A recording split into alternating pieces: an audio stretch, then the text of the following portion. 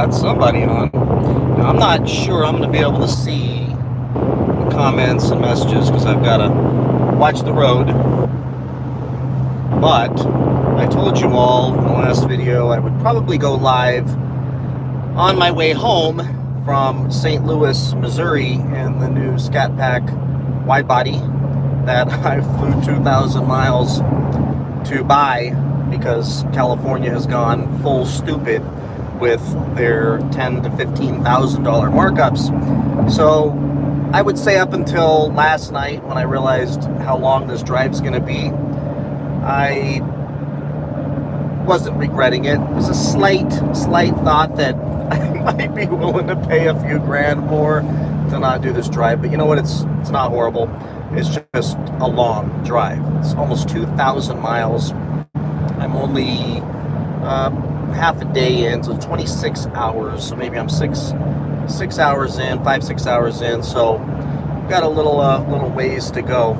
I want to thank so many of you who commented that I needed to get a radar detector because I never even thought about getting a radar detector.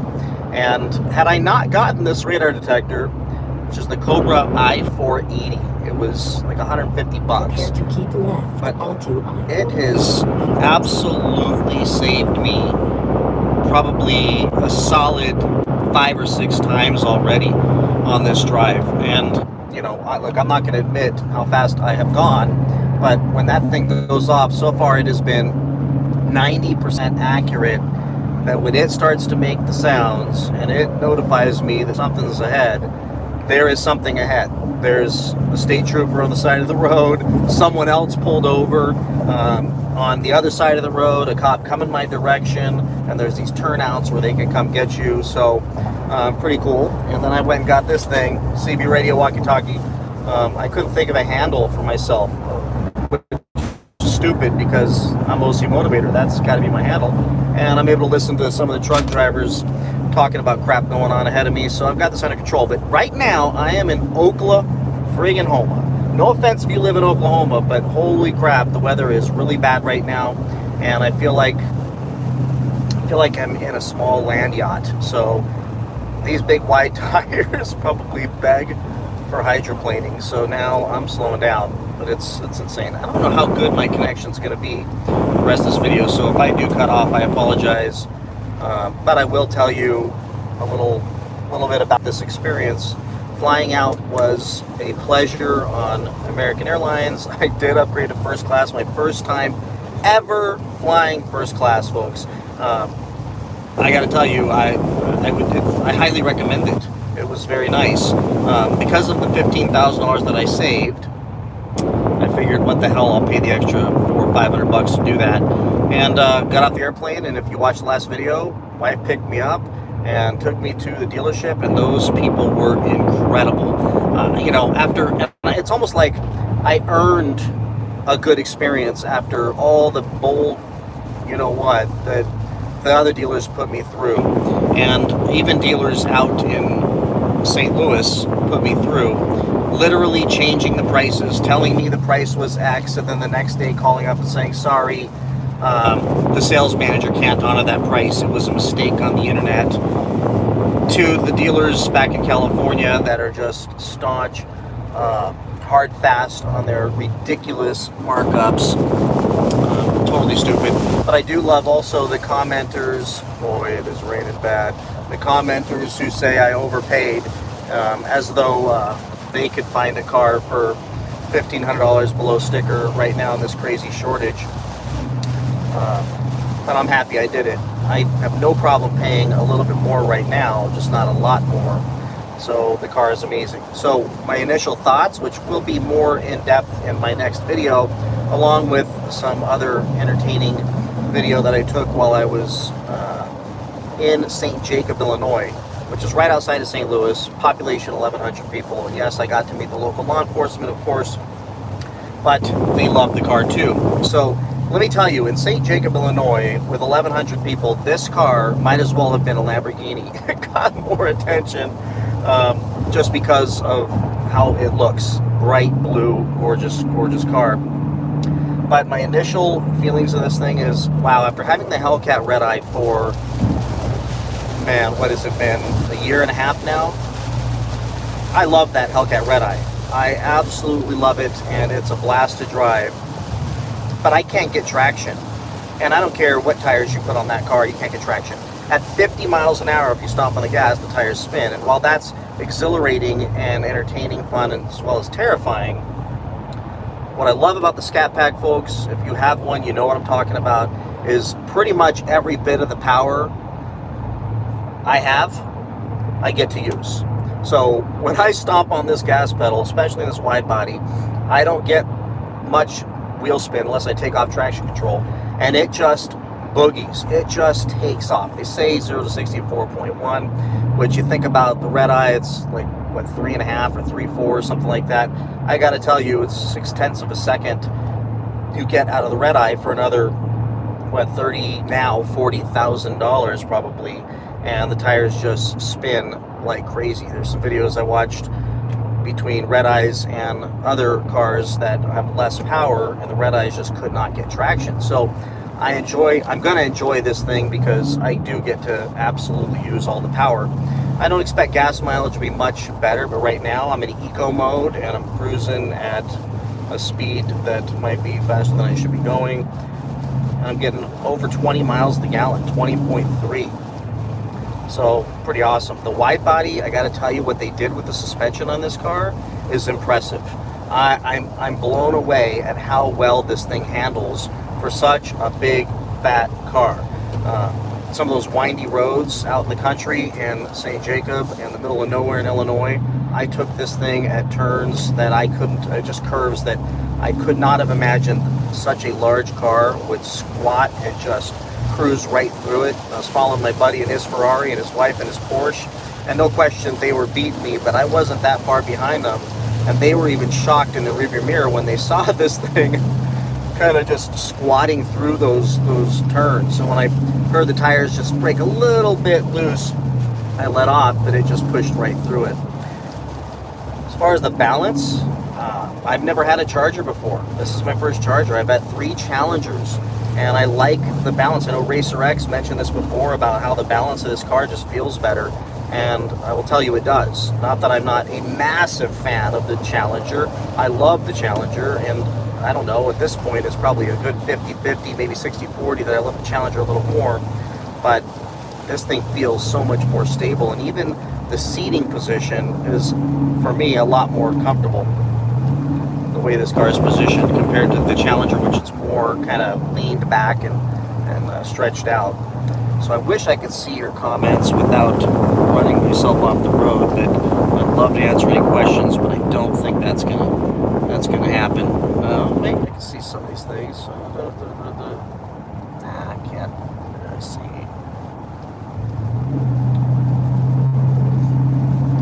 Anyways, I'll give you a little preview, and I'll play the video in my next video when I upload. I'm going to try to upload tonight. I'm going to try to make it to Albuquerque and stay in a hotel there and upload if I can, depending on how late I get there, because I've got to go to sleep to get back tomorrow. But I'll tell you what happened with the cop if you're interested. It's hilarious. You can see the short clip. I think I uploaded it here in a short and on Instagram as well. But you'll love this. So I'm in the middle of absolute nowhere. There's nothing but like cornfields for miles and miles. Most beautiful country you could ever see. The only problem is there's shit that lives in all that greenery that bites and eats you. If I can show you my legs right now, I even with off spray, I got eaten alive. I'm covered in mosquito bites, and I also learned about something called chiggers, which thank God I didn't get one of those, but it kept me perpetually terrified while I was there. But anyway, so I'm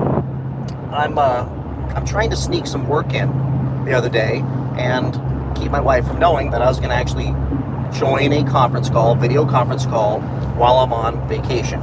And I told her I wouldn't do that, so call me a liar if you want, but I went around the corner, found a desolate road where I had 5 bars from my cell phone. So I connected to the meeting. But when I pulled off the road, I pulled on this little tiny, literally 10-foot little turnaround thing by a cornfield.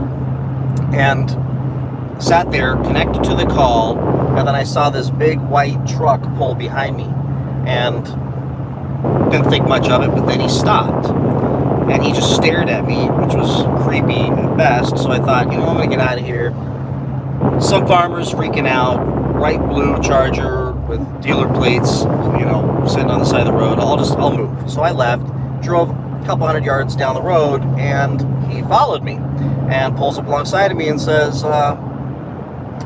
what are you doing? It was the radar detector, so watch out. What are you doing? And folks, here's the deal. With all the motivational stuff I talk about, I'll give you one little way that I live is I give exactly what I get.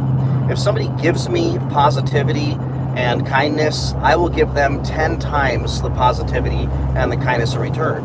If somebody gives me crap, then I show up with 10 times the amount of crap. So when he pulled up alongside of me and barked at me like that, I just said, none of your business, dude.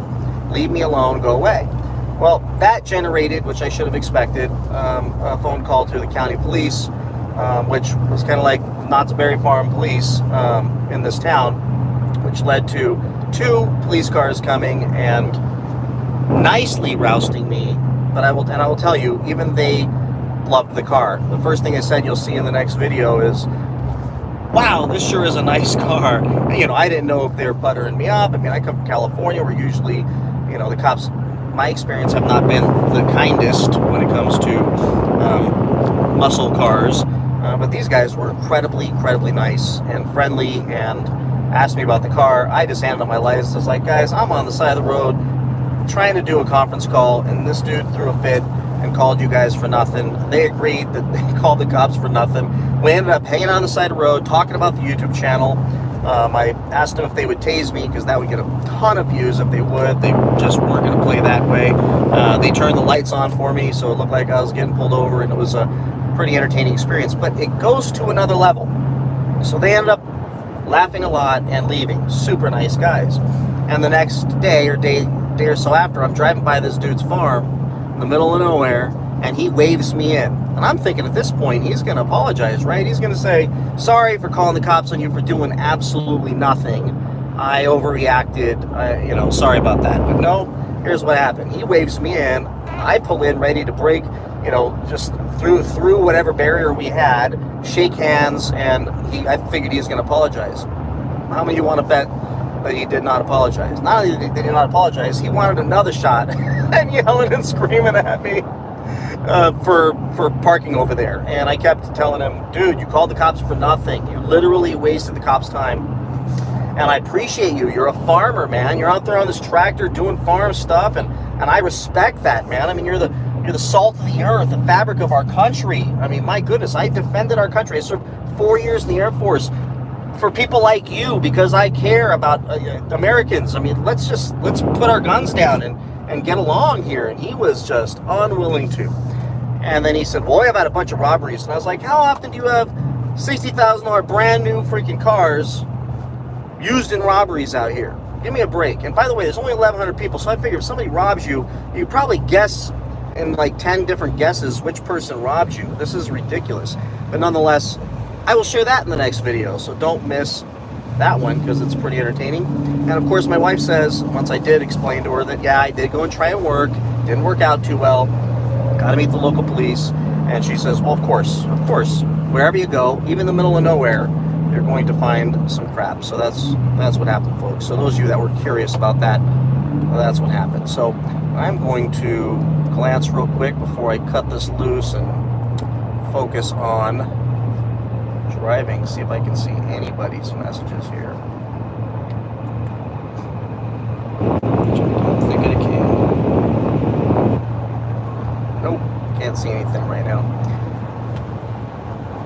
About time I did a live stream.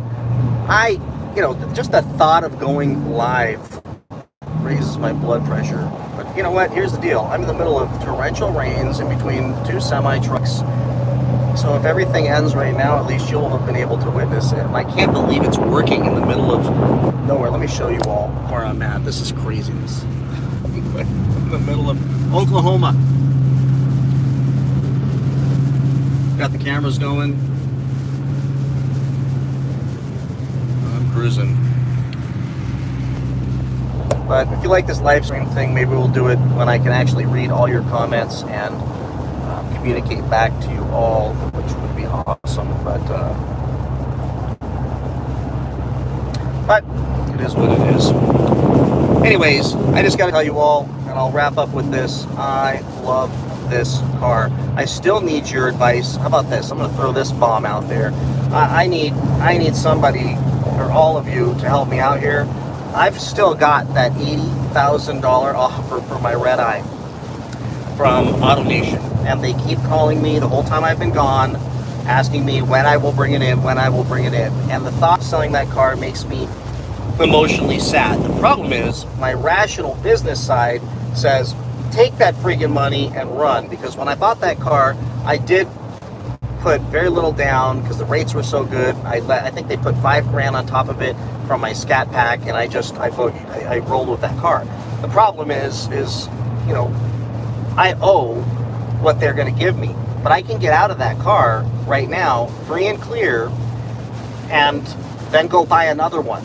So the dealer that I bought this from said they would be more than happy to order my new Hellcat, my 2021. I don't know if 2022s are going to be available for order yet, but they're willing to put that order in, and they believe they can get one for me in another month or two, which would mean I could trade in my older car, my 2020 with 14,500 miles, and get a brand new car for around $75,000, which would mean I'm not upside down because I'm going to put money down on that thing, but I'll also have a brand new car with a lower payment than what I have on my current Redeye right now. And rates are cheaper today because I can get 0% financing, where 0% financing was not available when I bought that car. So I will be able to pay that thing off in less time, even do a shorter term.